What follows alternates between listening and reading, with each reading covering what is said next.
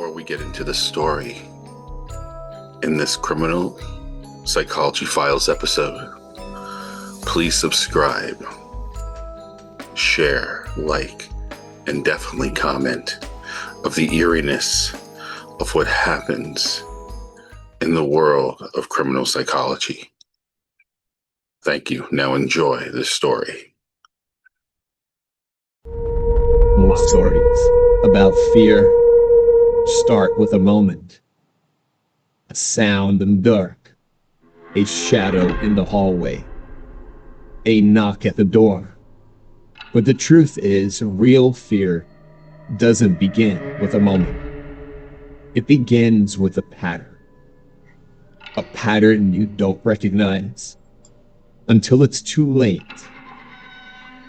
Tonight's story isn't about ghosts, demons, or anything supernatural. It's about something far more unsettling. A person who watches you long before you ever notice them. This is the story of a man named Aaron, a quiet, ordinary guy who lived alone in a small apartment complex on the edge of town. He wasn't the type to make enemies. He wasn't the type to attract attention. Attention found him anyway. And once it did, it never let go. You see, Aaron worked late shifts at a distribution warehouse. His routine was very predictable. Locked out at 11:15 p.m. He would then go to the local gas station and grab a coffee. He would then get in his car and drive home on the same dimly lit road, and then eventually would collapse into bed. But one night, in early October, he noticed something strange. As he pulled into his apartment complex, a car he didn't recognize rolled slowly past him. No headlights, just the faint glow of dashboard lights. He brushed it off. People do weird things in parking lots. But the next night, the same car appeared again. Same slow crawl. Same headlights off. But this time, the driver rolled down their window as they passed. Aaron couldn't see their face. Just the silhouette of someone sitting perfectly still, watching him. He felt a chill, but again, he brushed it off. People mind their own businesses, he told himself. People don't just watch strangers. But how wrong Aaron was. You see, a week later, Aaron found a folded piece of paper tucked under his windshield wiper. No handwriting, just a printed message. I see you get home at 11:27 p.m. He froze. That was the exact time he pulled in the night before. He looked around the parking lot. Nothing. No movement. No witnesses. He took the note inside. He sat on his couch and he stared at it. His mind raced through possibilities. Would this be a prank? A neighbor messing around? Someone mistaking him for someone else? But the next night, another note appeared. You should lock your door. He had locked his door. In fact, he locked his door every night. He checked it again anyway. Then he checked the windows, then the closets. He barely slept. 2 days later, his phone rang at 3:14 a.m. It said, unknown number. He let it go to voicemail. And when he listened back, he heard nothing but breathing. Slow, steady, control. Not frantic, but not accidental either. In fact, it was intentional. The next night, another call. This time, a whisper. You left your kitchen light on. Aaron's heart dropped. He had left it on. He grabbed a baseball bat and walked through his apartment, checking every corner, every shadow. Nothing. No signs of forced entry. No footprints. No open windows. But someone had seen inside. Someone had been close enough to watch. A few nights later, Aaron was walking up the stairs to his apartment when he heard footsteps behind him. Slow, heavy, and then began to match his pace. He turned around. A figure stood at the bottom of the staircase, tall, hooded, and motionless. Aaron froze. The figure didn't move, didn't speak, didn't react, just watched. Aaron backed himself up the stairs. He began fumbling for his keys when he finally got inside and slammed the door. He pressed his eye to the peephole. The staircase was empty.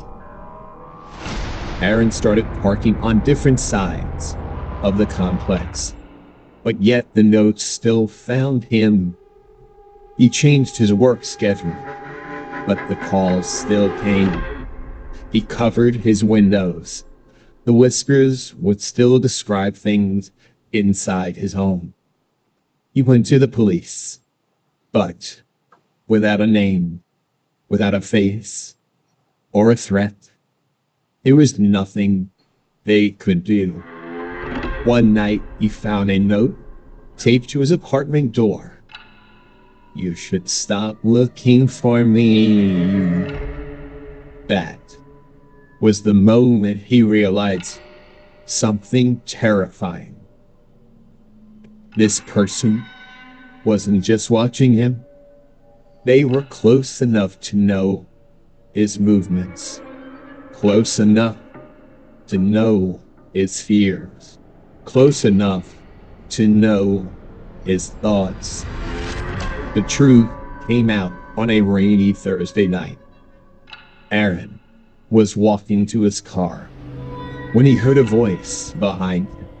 It was soft, it was calm, and most interesting, it was familiar. He never asked why. He turned. A man stepped out from behind a pillar. He was in his mid-40s, clean-shaven, and wearing a maintenance uniform from the apartment complex. Aaron instantly recognized him. He'd seen him fixing lights, sweeping hallways, and unclogging trains. Aaron thought this was a harmless guy, a background character in my life for all I know. Could this really be him? The man smiled. Please don't notice. Now notice. Now see. Now look. Aaron took a very good look, and the man said, now that you notice, people don't notice the ones who clean up after them, do they, Aaron? Aaron's stomach dropped. The man took a step closer. You walk past me every night. You never say hello.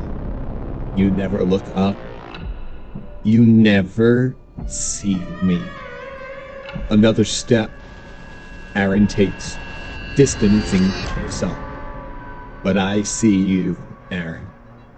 Aaron backed away, but the man didn't chase him.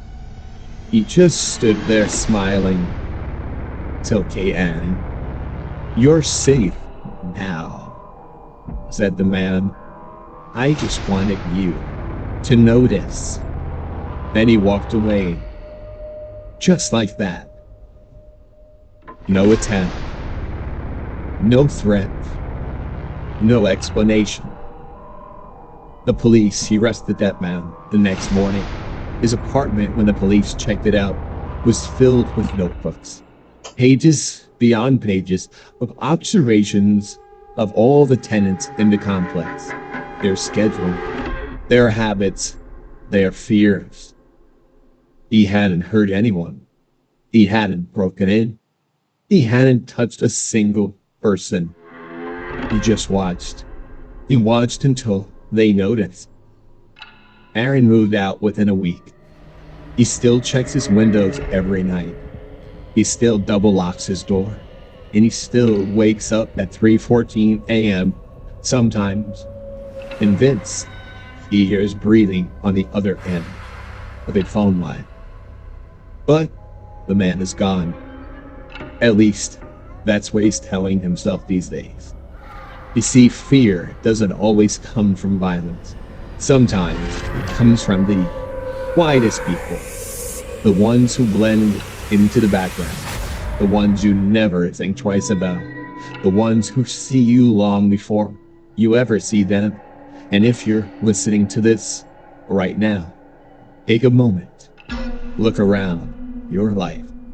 Think about the people you pass every day without noticing, because someone out there may be noticing you. Now, I want to reiterate to you, for Aaron, this story does not end here. Please tune in for our next episode and find out how this story continues with the stalker and Aaron on Criminal Psychology Files. Because most people never notice the ones who clean up after them, the ones who sweep the hallways, fix the lights, watch you walk past every night without ever looking up. And in this case, one man noticed, and he watched for months before Aaron ever saw him. The story of the stranger. We will go into the next episode inside the Watcher's mind. When police searched the maintenance man's apartment, they found something far more disturbing than anyone expected. A collection. Find out in the next episode of Criminal Psychology File, inside the Watcher's mind. I'll be waiting. Good night.